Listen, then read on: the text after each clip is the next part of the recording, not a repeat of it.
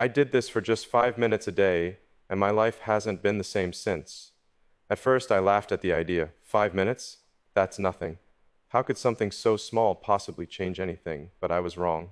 Those 5 minutes didn't just change my schedule, they changed me. They rewired the way I think, the way I feel, the way I show up for what matters. And before I tell you what those 5 minutes looked like, you need to know where I was before it all began. Chapter 1, The Breaking Point. Before those 5 minutes became part of my life, things looked very different. I was moving fast, but the truth is, I was getting nowhere. Every single day felt like a blur, long hours, endless tasks, constant notifications pulling me in 100 directions. I was always busy, but rarely effective. And even though people around me thought I had everything under control, deep down, I knew I was stuck. There's one night I'll never forget. It was past midnight, the office was silent, and I was still hunched over my desk. Papers scattered everywhere, my inbox is overflowing. My laptop glowed back at me like a mirror, reflecting nothing but exhaustion. I had spent the whole day grinding, moving from one thing to another, but when I paused to reflect, I couldn't identify a single meaningful thing I had actually accomplished. 12 hours of effort, yet no real progress. That night hit me harder than most, because it forced me to face a truth I had been avoiding. I wasn't building anything. I wasn't solving anything. I was just reacting to emails, reacting to problems, reacting to everyone else's agenda except my own. It felt like I was drowning in shallow water, flailing, gasping, using up all my energy, but never actually getting anywhere. And the scary part, I thought this was normal. I told myself this is what success looked like, that the exhaustion was proof I was on the right path, that burning out was simply the price I had to pay. But the more I bought into that belief, the emptier I felt. I was stuck in a loop, wake up already behind, push myself through the day, collapse into bed at night with nothing to show for it, and then do it all over again. The days blurred into weeks, the weeks blurred into months, and somewhere along the way I stopped recognizing myself. I wasn't creating, I wasn't thinking, I wasn't even living, I was just existing inside the noise. And that night, staring at the screen past midnight, I felt something snap. A wave of clarity washed over me, and it wasn't pretty. If I kept going like this, I was going to burn out completely. Not in a year, not in a month, sooner. I could feel it coming, like standing on the edge of a collapse. That was the breaking point. I realized I didn't need another massive plan that would fizzle out after a week. I didn't need another attempt at reorganizing my entire life, only to quit when it got overwhelming. What I needed was smaller, simpler, something so small I couldn't talk myself out of it. That's when the idea of 5 minutes appeared. Just 5 minutes. 5 minutes that I could protect no matter what. 5 minutes where I would step away from the noise and focus entirely on one thing that mattered. At the time, it didn't sound revolutionary. In fact, it sounded laughable. But something in me knew if I couldn't commit to even 5 minutes, then what chance did I have at anything bigger? And so, with nothing to lose, I made the decision. The very next morning, I would start, just 5 minutes. I didn't know it then, but that tiny decision was about to rewrite the course of my life. And it all began with my very first attempt, Chapter 2, the first 5 minutes the morning after my breaking point. I woke up earlier than usual, not because I wanted to, but because I couldn't stop thinking about the promise I made to myself. 5 minutes. That was it. 5 minutes where I would finally step away from the chaos and just be. But the doubts came fast. As I brushed my teeth, I heard that familiar voice in my head. This is stupid. 5 minutes won't fix anything. You've got deadlines. You've got responsibilities. You don't have time to waste. And for a moment, I almost believed it. I almost convinced myself to skip it, to go back to the cycle of busyness that had been eating me alive. But then I remembered the night before sitting in that office past midnight, staring at a screen that mocked me with its emptiness. I remembered how it felt to pour out 12 hours of effort and have nothing to show for it. That memory was enough to push me forward. So I sat down. I found a quiet spot, away from my phone, away from the world. I set a timer for 5 minutes, placed it face down, and told myself just this. No excuses, no distractions. 5 minutes. The first 60 seconds felt unbearable. My mind was screaming at me, check your email, open your messages, get moving, do something useful. The silence felt heavy, almost hostile. I didn't know what to do with myself. Should I think? Should I write? Should I breathe? It felt silly, almost childish, like I was wasting time pretending to pause while the world kept spinning. But somewhere in that resistance, something began to shift. My breathing slowed. My racing thoughts, though still loud, started to lose their grip. I noticed my shoulders relaxing, my jaw unclenching. I noticed the sound of my own heartbeat, steady, grounding, and in that moment I realized how long it had been since I actually paid attention to myself. 3 minutes in, I felt something I hadn't felt in months. Space. Not physical space, but mental space. A gap between me and the noise. A pocket of clarity I didn't know I was starving for. It wasn't profound, but it was real. For the first time, in what felt like forever, I wasn't reacting. I was simply existing. When the timer finally rang, I opened my eyes and took a deep breath. 5 minutes had passed, but it felt like I had stepped into another world. And here's the part that shocked me: I felt lighter, clearer, not fixed, not transformed overnight, but different. A good difference. The rest of that day carried a strange new energy. I wasn't suddenly superhuman, but I noticed subtle shifts. I was calmer when problems came up. I caught myself before snapping at someone. I had patience in a conversation that normally would have drained me. The 5 minutes didn't erase the chaos of life, but it gave me a different way of meeting it. That night, as I lay in bed, I thought about what had happened. 12 hours of grinding hadn't given me progress, but 5 minutes of silence gave me clarity. It gave me strength I didn't know I had left. And that scared me because it meant the story I had been telling myself all along, that more effort equals more results, might have been wrong. I didn't want to admit it, but I couldn't deny it either. Something in those 5 minutes worked, and I wanted more. So I made a promise to myself: tomorrow I would do it again. 5 minutes, no matter what. And then again the next day, and again after that. I didn't realize it yet, but that decision wasn't just about 5 minutes. It was about momentum. It was about rewiring my brain, one tiny pocket of clarity at a time. But little did I know, the moment you try to change, even in the smallest way, resistance shows up.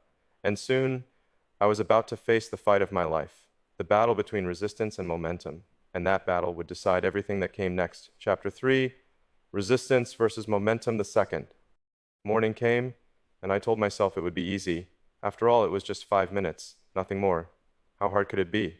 But when the alarm went off, I didn't want to move. I felt heavy, groggy, and unmotivated. My mind whispered, "Skip today. It's only 5 minutes. You'll do it tomorrow." That's the trick resistance plays. It makes the smallest commitments feel unnecessary. It tells you they don't matter. But I remembered the clarity I had felt the day before. That pocket of peace, as small as it was, stuck with me. I couldn't shake it. And I realized, if I gave in now, I'd be throwing away the one thing that had finally started to feel different. So I forced myself up, sat down, and hit the timer. This time the 5 minutes felt different. My mind still resisted, but not as fiercely.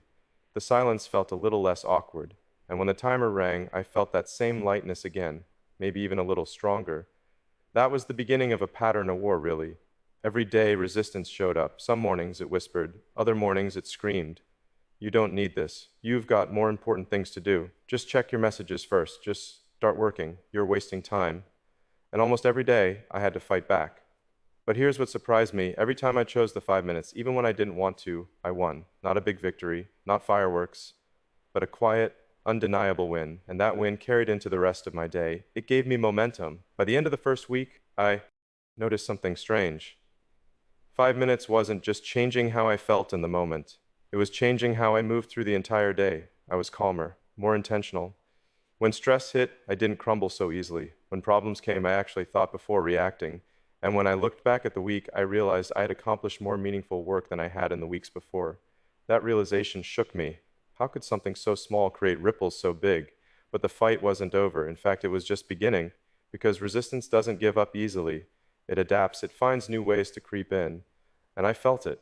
Some mornings I would sit down for my 5 minutes and my mind would race endlessly. I couldn't focus. I couldn't settle. I'd spend the whole time wrestling with thoughts, waiting for the timer to go off. On those days, I was tempted to quit. I told myself it wasn't working, that I was wasting my time, that the first few days had just been luck. And yet, every time I stuck with it, something shifted even on the messy days, especially on the messy days, because those were the days I proved to myself that I could follow through, no matter how I felt. That's when I started to understand the deeper truth. The 5 minutes wasn't about the practice itself. It was about identity. Every time I showed up, even when I didn't want to, I was casting a vote for the person I wanted to become. Someone who didn't just react to life, but chose. Someone who wasn't owned by the noise, but owned their time. And here's where it got really interesting. The longer I stuck with it, the easier it became to protect the 5 minutes. Resistance didn't disappear, but momentum got stronger. I started to crave the practice. I started to look forward to it. It became my anchor, the one thing I could count on no matter how chaotic the day became. But momentum has a funny way of revealing what's broken. The more clarity I gained in those 5 minutes, the more I noticed the ways I was still sabotaging myself. Old habits, old distractions, old excuses, they didn't vanish just because I sat still for a few minutes a day. If anything, they became louder. It was as if those 5 minutes were holding up a mirror to my life, and what I saw wasn't always pretty, and that realization, as uncomfortable as it was, became the fuel for something even bigger. Because what started as a tiny practice was about to ripple into every part of my life. And that's when I discovered the true power of the 5 minutes, the ripple effect. Chapter 4, the ripple effect. Something unexpected began to happen after those first couple of weeks. At the start, it was just 5 quiet minutes in the morning, nothing more. But slowly, without me even noticing, those 5 minutes began leaking into the rest of my life. Here's what I mean. One morning after finishing my practice, I walked into a meeting that I knew was going to be tense. Normally, I would have carried my stress into that room, sharp, impatient, ready to snap, the moment someone said the wrong thing. But that day was different. I listened. I actually listened. I paused before speaking. I responded instead of reacting. And the crazy part? The meeting ended with progress instead of conflict. That's when it hit me. The 5 minutes didn't stay in those 5 minutes. It followed me. It shaped me. It softened my edges and gave me space to breathe, even when the world around me didn't. But with the ripple effect came resistance of a different kind. Because once you start changing, the people around you notice. And not everyone likes it. Friends made little comments. Why are you wasting your time with that? Colleagues joked about me being more zen than before. Even my own mind tried to sabotage me with doubts. This won't last. You'll go back to the old you eventually. And I almost believed it. Because there were still hard days. Days where 5 minutes felt like an eternity. Days where I sat there and all I could feel was restlessness, frustration, and noise. Days when I questioned whether it was even working anymore. But here's the truth. Those hard days mattered most. Because those were the days I proved something to myself, that I could keep a promise even when it wasn't easy. That I could choose consistency over comfort. That I could be someone who showed up no matter what. And that's when the compounding effect started to reveal itself. 5 minutes a day doesn't sound like much. But 5 minutes a day for a week, that's 35 minutes of clarity. For a month, that's over 2 hours. For a year, that's 30 hours. 30 hours of presence, 30 hours of focus, 30 hours of building myself instead of losing myself in the noise. And the truth is, it wasn't just about the minutes. It was about what those minutes unlocked. I started making better decisions. I started approaching problems with more clarity instead of panic. I started feeling more connected to the people around me because I wasn't carrying as much chaos inside me. The ripple effect grew wider than I ever expected. I noticed it in my health, less stress, better sleep. I noticed it in my work, sharper ideas, stronger results. I noticed it in myself, more grounded, more alive. And it all came back to those tiny 5 minutes. But here's the part no one tells you. Once the ripples start, they don't stop. They grow, they multiply. And if you are not careful, they push you toward transformation whether you feel ready or not. And that's exactly what happened to me. Because soon, it wasn't just about small wins or calmer mornings. It became about something much bigger. It became about transformation. And that's where the real story begins. Chapter 5, Transformation. By the time weeks had turned into months, the 5 minutes no longer felt like a small habit. It felt like a lifeline. What started as a desperate experiment had quietly grown into the anchor of my entire life. I began to notice something profound. The old version of me, the one who was always exhausted, reactive, buried in chaos, was fading, and in his place, a new version was emerging. A version I actually recognized, a version I respected. I'll never forget the moment it really hit me. I was standing in a situation that would have crushed the old me. A deal was falling apart. People were panicking. Tension was thick in the room. Months earlier, I would have snapped. I would have raised my voice, lost control, drowned in the pressure. But this time, something was different. I felt steady. I felt clear. I took a breath. I spoke calmly. And instead of fueling the fire, I put it out. When it was over, I walked away stunned. Not because the problem was solved, but because I was different. For the first time in my life, I felt like I wasn't just surviving the chaos, I was leading through it. And all of it traced back to those 5 minutes a day. But here's the part that shook me most. The 5 minutes stopped being something I did. They became part of who I was. I no longer had to force it. I no longer had to fight myself to show up. It became automatic. It became identity. That's when I realized the truth. The 5 minutes weren't just about calm or focus or productivity. They were about transformation. They were about proving to myself that small, consistent actions can rewire everything: my habits, my thinking, my emotions, my life. The shift was undeniable. I was no longer chasing progress with desperation. I was creating it, one day at a time. I was no longer drowning in noise. I was rising above it.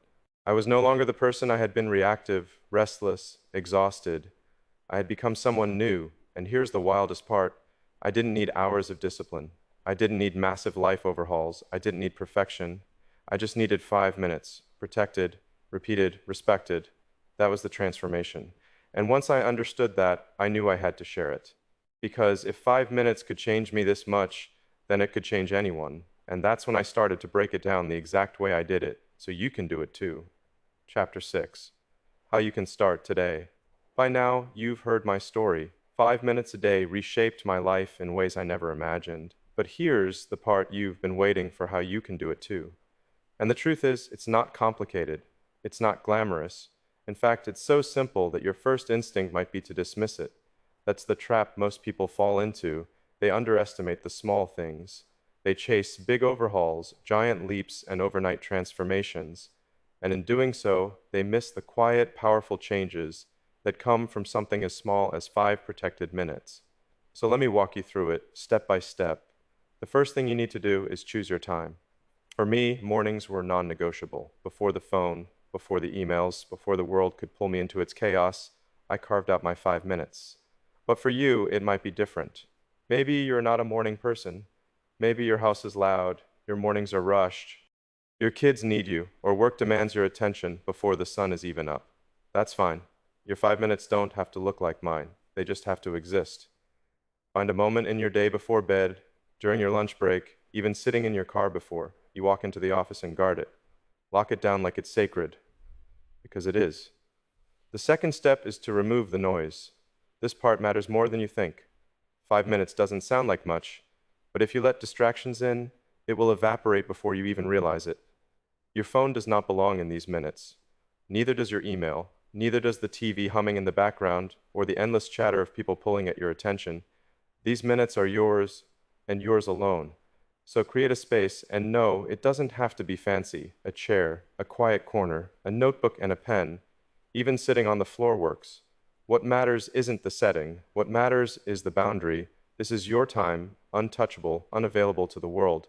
The third step is choosing your practice. This is where most people get stuck, because they think they need to do it the right way. They overcomplicate it. They think it has to be meditation or journaling or visualization. But here's the truth: it doesn't matter what form it takes, as long as it forces you to step away from noise and step into clarity. My practice started with stillness, just breathing, letting my thoughts settle, letting my body relax. Over time, it evolved. Some mornings, I wrote in a journal. Other mornings, I focused on a single problem I had been avoiding. Some days, I just closed my eyes and remind myself to slow down. The content didn't matter nearly as much as the principle. 5 minutes fully devoted to what matters most with zero distractions. Now here's where it gets hard, and I want you to hear this clearly. You will be tempted to skip. You'll start strong. The first day feels easy. The second day feels fine. But then the resistance comes. By the third, fourth, or fifth day, your mind will start whispering, "You're tired, you're busy. This isn't doing anything. Just skip today. You'll make up for it tomorrow." And that's the trap. That's the moment that decides everything. Because the minute you push back against that voice, the minute you sit down anyway, even when you don't want to, that's the moment the 5 minutes become more than a habit. That's the moment they become proof of who you're becoming. And here's the beautiful part. The payoff doesn't take long to appear. After a week, you'll notice small shifts: a calmer mind, sharper focus, more patience with people who normally test you. You'll still have stress. You'll still face problems. But you'll carry yourself differently. After a month, the ripple effect kicks in. You'll start to see better decisions, less reactivity, and a sense of control slowly returning to your life. You'll look back and wonder how you survived without these 5 minutes. And after a year, you won't even recognize yourself. You'll see the difference in your work, your relationships, your health, and your mindset. You'll realize you've built a foundation that no one can take away from you. But let me be brutally honest. This only works if you respect it. If you treat these 5 minutes as optional, the world will steal them from you. Life will always find something more urgent. Someone will always need you. Your phone will always buzz. And you'll always tell yourself you'll get to it later. But later never comes. That's why you must treat this as sacred, because it is sacred. These minutes aren't about doing more. They are about becoming more. And here's the final truth. The 5 minutes aren't really about time at all. They're about identity. When you show up day after day for something this small, you are proving something to yourself. You're proving that you can keep a promise. You're proving that you are not owned by distractions. You're proving that even in the chaos, you can choose clarity. That's why 5 minutes is enough. Because 5 minutes done with intention is more powerful than 5 hours done without it. So tomorrow, when you wake up, don't just reach for your phone. Don't dive straight into the noise. Don't hand your mind over to the world before you've even given it to yourself. Take 5 minutes. Just 5. Sit with yourself. Breathe. Write. Think. Reflect. Do whatever reminds you that you're alive and you're in control. Protect those minutes like they matter. Because they do. I did this for just 5 minutes a day, and my life hasn't been the same since. That's not a slogan, not a catchy line. It's my truth. Those 5 minutes changed me in ways that years of grinding never could. They gave me clarity when I was drowning in noise. They gave me patience when I was ready to snap. They gave me strength when I thought I had nothing left. And the lesson is simple. It's never about the 5 minutes. It's about what those 5 minutes represent. They are a declaration that you are not just a machine to be pulled around by the world. They are a reminder that your time, your focus, your energy, they belong to you first. Those 5 minutes are proof that small actions repeated with intention can rewire your entire life. If I could go back and talk to the version of me who was burning out, exhausted, stuck in the noise, I would tell him this. Stop waiting for the perfect plan. Stop waiting for the right time. Stop waiting for the day when everything finally slows down. It never will. All you need is 5 minutes. 5 minutes to breathe. 5 minutes to think. 5 minutes to remind yourself that you are in control. So here's my challenge to you. Tomorrow morning, before the world grabs hold of you, take 5 minutes. Just 5. Turn off the noise. Put your phone away. Sit with yourself. Breathe. Write. Think. Whatever you do, protect it like it matters. Because it does. One day you will look back, maybe in a month, maybe in a year, and realize you are not the same person anymore. You'll realize everything shifted the moment you chose to give yourself 5 minutes. And when that day comes, you'll understand exactly what I mean when I say, I did this for 5 minutes a day, and my life hasn't been the same since.